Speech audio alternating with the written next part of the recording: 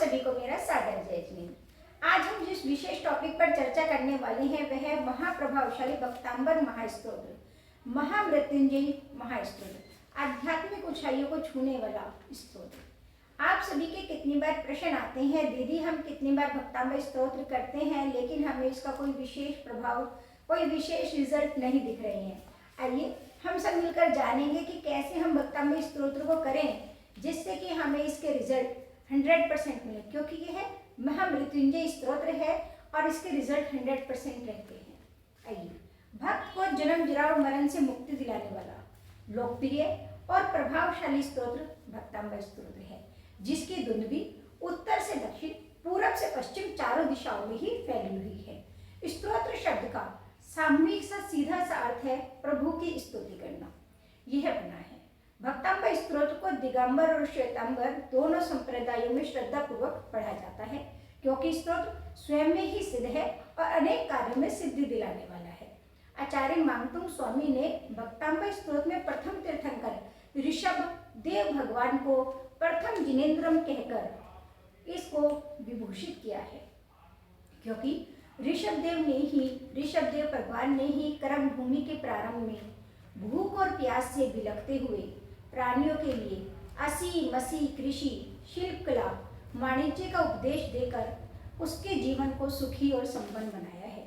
शायद इसी बात को ध्यान में रखते हुए पंचम काल में श्रद्धावान जीवों ने भक्तांबर स्तोत्र को गुणगान किया है और अपने जीवन में इसे अंगीकार किया है।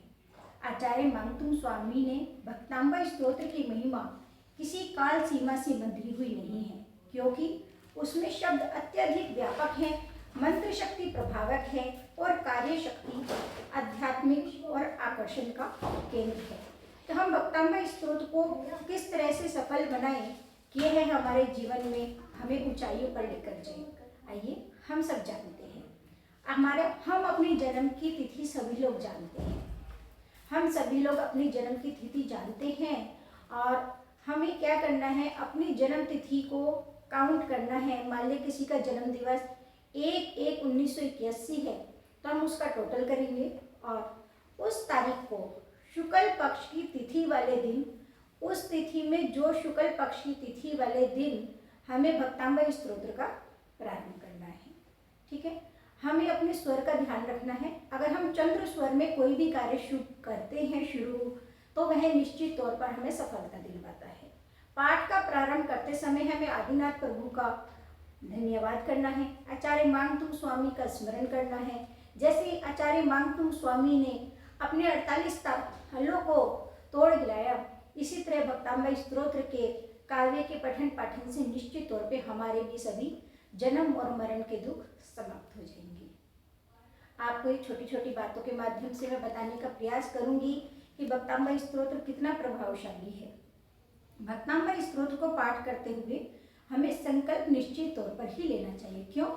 जैसे हम किसी स्कूल में जाते हैं तो हमें रिजल्ट तब तक नहीं मिलेगा जब तक हमने उस स्कूल में एडमिशन नहीं करा रखा है, और अगर हमारा उस स्कूल में एडमिशन है तभी तो हमें रिजल्ट मिलेगा। इसी तरह ही भक्तांबर स्तोत्र का पाठ करने से पहले हमें संकल्प ले लेना चाहिए कि हम यह किस कार्य के लिए करने जा रहे हैं, तो निश्चित तौर पर उसमें हमें सफलता मिलती है जी।